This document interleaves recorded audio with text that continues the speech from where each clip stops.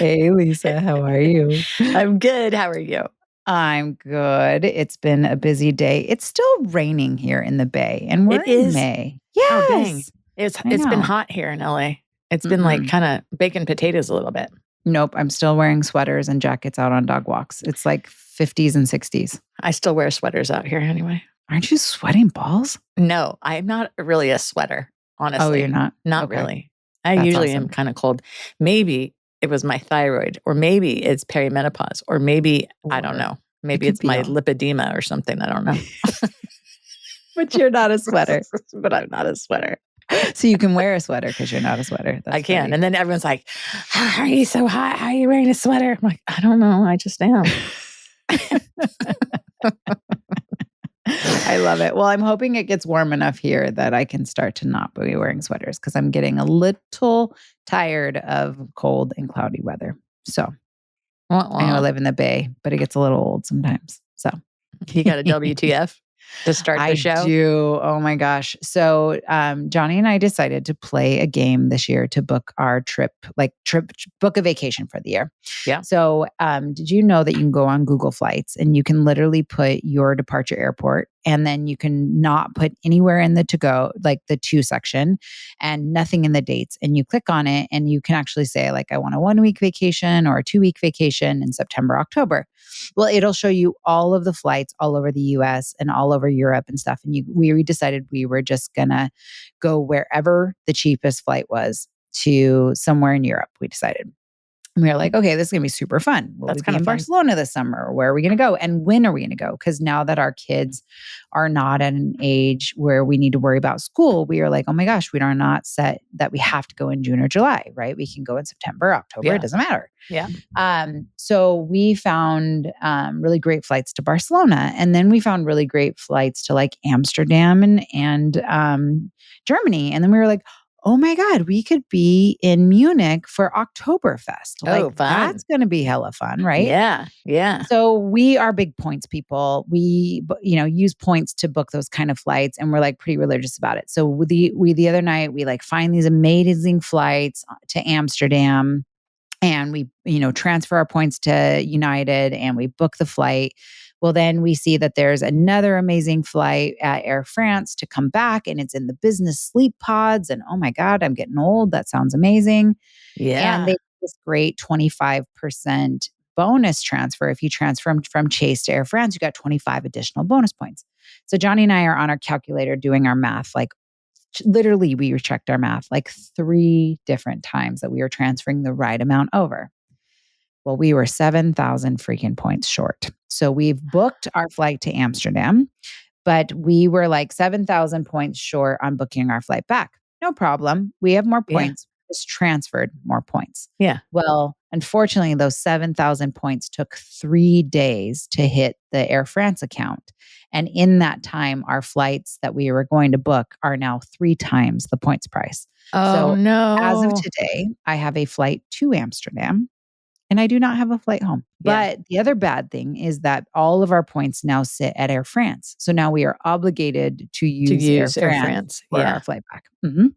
So super fun, but also we triple checked our math 3 times and fucked up. And now I don't have flights back. That's awesome. This will be my 4th international trip in my adult years, and all 4 have been based off points. That's awesome.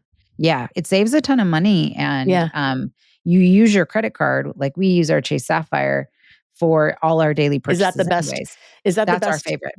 Yeah. People love that card. Mm-hmm. People talk about that all the time. You can get a ton of points, and you can use those points. Like we don't use it for hotels or other things. We use it truly for flights. And we've used it now. This is our 4th international trip. We're using our Sapphire. When I was a kid, my mom worked for an airline. My mom and aunt worked for an airline, and that gave me flight benefits as her dependent. And I got flight benefits until I was 25, maybe 26. That's amazing. And the flight benefits, you would still fly on standby. And, but you would, you could get free flights basically. So I wouldn't pay. But the funny thing is, way back when when you would fly standby, you had to get dressed up. Like it was the weirdest thing. Yep. Like you had to look nice. You had to be dressed up. And I guess because you were like a non-rev, they call it non-rev, like a non-revenue passenger, right? Yep. And my uncle was also in the airline, and so my cousin would always call his nice shoes airplane shoes because those are like those nice fancy shoes that he would wear. So even now to this day, we say airplane shoes. Like I'll say to Bug, like, you gotta wear your airplane shoes because that's what we called it.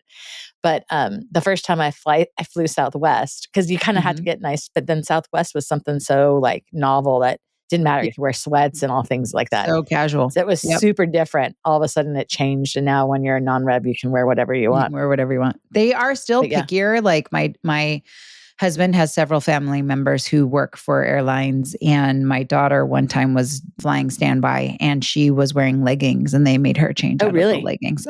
So they still are a little picky about certain things like midriff, leggings, like certain types of casual wear. But yeah, I remember when you used to have to be really dressed up. So yeah, and I would just always be afraid because I would hear like my mom or my aunt always say, oh, like we got bumped or so-and-so got bumped. And then I was always afraid that we were all three going to be on and then one of us was going to get bumped. And I'm like, no, we can't do that. So the first time I was able to buy or we bought like an actual seat, it was like, wait, I don't have to be worried because you would literally sit in your seat and wait. And then you would have to hear it on the intercom whether or not you had to get off the flight. And it was such a crazy thing because you're sitting there waiting, going, "Oh my God, did the doors just close?" Yes. Oh no, the door just. Oh God, the door just opened. And then so the first time I was like, "Really? We don't have to worry about getting bumped? Like this is my seat. Like I get to actually go with my entire family. Like no one's going to be left behind." It was like this novel idea. But oh, that's so funny. My husband flies standby a lot more than I do, because his brother works for the airline and Johnny's on like his list, right? But like. Yeah, you're kind of always waiting till the last minute. You're always on edge. Am I going to get on the plane? Am I not going to get on the plane? And it's annoying. He doesn't mind it if he doesn't have anywhere like a deadline when he has to be there or be back. But like if you've got a tight deadline, that is not work to have. Or sometimes when they pay you to like take the other flight. Exactly. I'm always like, God, that's awesome. But then I'm like, I just want to get home. I just want to get home. No, I want to get home. offered that quite often when I'm flying home from LA. Like, we'll offer you a voucher. And I'm always like, no, I just want to go home. I know. That's the old now in me. Like, no, I don't. I was going to ask you if you were raised with airlines. Were you sad when you had to buy your first ticket, or the fact that you weren't? No, I was happy. And you didn't have the stress. I was happy because I didn't have to worry about that stress. I didn't have to worry about getting dressed up. I didn't have to worry about me not being able to fly with my family. I didn't have to worry about last minute getting bumped off the flight. Yes, 100%. That's so crazy. I always think like. I'm just always so jealous that like my brother-in-law works for an airline and they can just hop on a flight and like go all over. Like I remember in my 20s actively looking for like a customer service job at an airline before I was a nurse because I'm like, I would love to have flight benefits, but I don't know if I really would or not. It's like the idea of them sounds amazing. You know, it's such a cluster nowadays sometimes though. Oh. You know, it's like, I mean, I'd still rather fly than drive to Vegas, that's for sure. But it's such a cluster. But talk about flying. Like, like packing too. So like, what about packing? So packing, I saw a reel the other day on Instagram and it was so true. And I sent it to my girls because when we pack and we go places, it's totally funny. And it was basically, you know, packing in your 20s versus packing now. Oh, and it's drastically so funny because like now, and I swear to God, every single item that they listed on this reel was us. Like what? Like Michelle has to pack a fan for noise. And and if she doesn't have a fan, we either have to buy one because the fan app doesn't work. So we have to buy one. I was going to say she can't do the white noise app. She travels with it. A mirror, of course, like one of those travel mirrors, those really magnifying ones though. Yeah. Not the just good light. Mirror. The good light, the magnifying, the whole thing.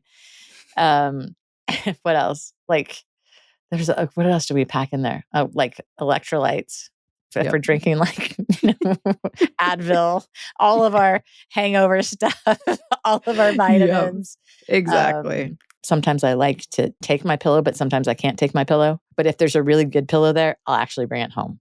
You'll take the pillow? Yes. Lisa. Well, sometimes you can't forgo a really good pillow. So sometimes I've been known to take a pillow or two. I love that for you. And my husband often wants to steal a pillow, but I do. Just do it. You can't break a rule. Do you know why? You know why you can? This is how I figure you can. Because you just ask for extra pillows from housekeeping. So they don't know. Like You have 4 pillows on the bed. You leave those 4 pillows. Chances are there's 2 in the closet. And then if you ask for you get extra, and then they're like, oh, well, there's the 2 in the closet and here's the 4. And maybe that housekeeper wasn't on staff that day. You don't know what happened to those 2 pillows. That's so my shady. That is my theory. Not to mention that I'm sure thousands of other people have slept on this pillow, so that part is gross. I know. Yeah. But I just extra put pillowcases on it. And if it's a good pillow, sometimes there's some great pillows. Like we've been a couple places where you're like, oh my God, this is the best pillow. I wish I had this pillow at home, right? So the difference is you just take the pillow and I don't. And listen, I paid $500 for that room. I can just friggin' take a pillow for the love of God. I am entitled to that pillow. One time I take a towel every once in a while because like if your straightener is still hot or your curling iron is still hot, I'll like wrap it in a towel. But that's like as cheeky as I get. Well, if you look at my towel closet, you'll definitely know what the hotel towels are because you can tell right off the bat. I do that with the pool towels too. Oh. Yeah. Pelican Hill in Newport Beach. You just help yourself. Listen, I'm spending money at this friggin' thing. I am entitled to the towels. And if they're not going to charge me for them, why not? Robes. Oh, that's so funny. Robes. It is funny really about the packing because my daughter is getting ready to go to Costa Rica in a few days with some friends. And like her toiletry bag and my toiletry bag are drastically different. Like my toiletry bag has like my pill pack with like all my vitamins and my like progesterone and my estrogen and my contacts. And like, then I have my 12-step skincare regimen and my wrinkle creams. And I have my mouth your skin looks great. Thank you. I just got a facial over the weekend. But like I also pack in mine, I have to pack my mouth guard. I have to pack. I also have a white noise fan app just in case, but it doesn't work super great. So I totally understand that. I have to pack eye drops. Like there's all this stuff that I care about now that I never cared about in the past. Yeah, that is hilarious. My toiletries aren't like extravagant like yours. Mine is literally my toothbrush and my toothpaste, my deodorant. I got to pack all my skincare routine. I have to pack my I'm super simple makeup. I have to pack like a straightener and a curler. I mean, listen, if anyone's going to do makeup on me, I just rely on my friends to have the makeup and they do it for me. I don't take anything. They take all the makeup. And if they want to do it, then they do it. I don't have straighteners. I'll use the hair dryer in the thing. Sometimes I'll use their brush even sometimes. Like What brush? Like a hairbrush. Oh, you'll call then and say, I need a hairbrush? No, I'll use my friends. Oh, God. Because they usually have really good ones. I bet. They have really good ones. Because I don't really brush my hair in the morning. I get out and I just go. I don't have time. Well, your hair is so curly and wavy. You can get away with that. I guess. But like, remember how we were talking about routines? But I don't have a routine. So I just You don't have a routine at all? No. I mean, other than brushing my teeth and putting my deodorant on, that's really all.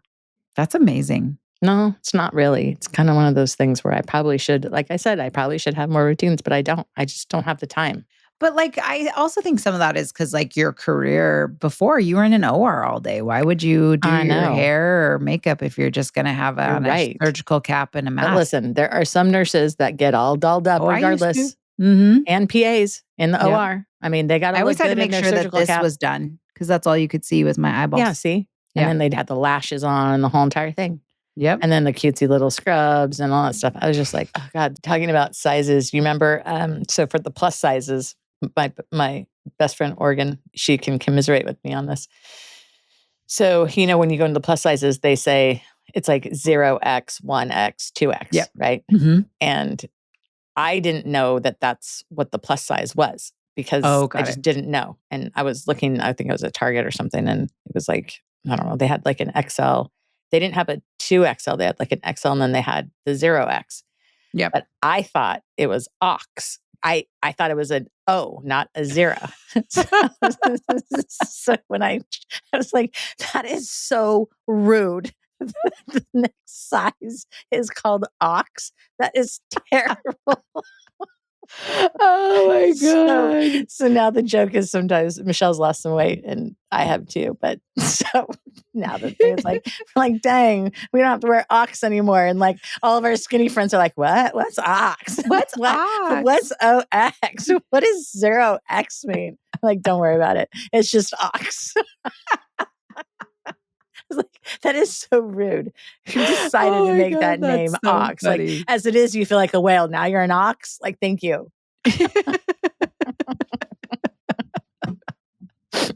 Oh my God, that's hilarious. Oh man, that is so funny. It's true though, God. It's terrible. It is true. It is true. And then of course, then you're just like, this is what I tell myself because I'm trying to just realize I was never a thin girl. Listen, love what, especially since I had my surgery, like love what God gave you. Be happy. Be grateful that your legs work and your hands work and your arms work. It's okay that I got bat wings. It's okay that I got lipedema. It's okay that I don't look cute in my weighted vest walking on the street. It's okay, but I'm alive and healthy and I'm able to do that, right? Yep, exactly. Okay. Yep, Sure. exactly. I love that you are being grateful for things in your life that you can see the brighter side. So that leads us to our reset moment, my friend. What are you grateful for this week? I am grateful for Buggy was sick today from school, and I am grateful that my aunt was actually at school doing lunch today. And she texted me and she said, Bugs is not feeling well. Do you want me to take him home? And I was like, I was right in the middle of a meeting. And I was like, yes, thank you. Thank you. Yes. So no one really had to miss work. So I was grateful for that for sure. Also grateful that we had a nice Mother's Day dinner evening with my mom and her husband. So that was nice. Love that. Nice and sweet and good meals and good family. And that was super sweet. Awesome. And then thankful for my friends, as you had said before, always nice. I got some random text messages for Mother's Day for people that I haven't heard from for a really long time. It was weird. Yep. It's like come out of the woodwork. And I was like, oh my gosh, that's so nice to have that wish, That's so awesome. I think they think I'm a good mom. So that's kind of cool. That's very thoughtful of them. Yeah, I thought it was good. I thought it was funny. That's so awesome. Very cool. My 3 things this week is 1, I was super grateful. I love that I can just take my Amazon returns to Whole Foods by my house. Yes. That is the most amazing That is a good one. Like that but barcode. Not the kiosk thing. No, can't do the kiosk. The person. That's too much for me. But has to be the person with the barcode. Agree. Taking my stuff. Agree. Without a box, without a bag, just take it. Amazon, you are killing it with the Whole Food returns. Agree. That is the thing I'm grateful for. Agree. The second thing that I am grateful for is just our village. So every time one of our podcasts releases, I get the greatest text messages from people just being like, oh my God, it's been so fun getting to meet Lisa through you and blah, blah, blah, blah, blah. So it's been really fun with all the love and support we've gotten on our podcast and just the fun texts that I've been getting. And the last thing that I'm grateful for this week is my accountability friends. I have a group of friends who hold me accountable to our workouts each and every week. Oh, and that's what awesome. are we going to do this week? And what classes are we going to take? And what are we going to meet up on? And I appreciate it because today I was supposed to do Peloton at home. Yeah. I didn't do it. Yeah, it's okay. Sometimes you just need to take a day off. Nobody's keeping me accountable today but me. And I'm really good at giving myself permission to not be accountable. But that's okay. Sometimes you just can't. Sometimes you just don't. And you got to be grateful that you have that choice, right? Exactly. That's all. You just got to. Tomorrow's a new day, and tomorrow you have another chance to do it. Tomorrow I'll try again. Yep. Just like tomorrow I have a class with friends who will keep me accountable. Perfect. So that's part of it. Yep. Well, have a great night tonight, and I will see you later, friend. See you in the next podcast. See ya. Bye.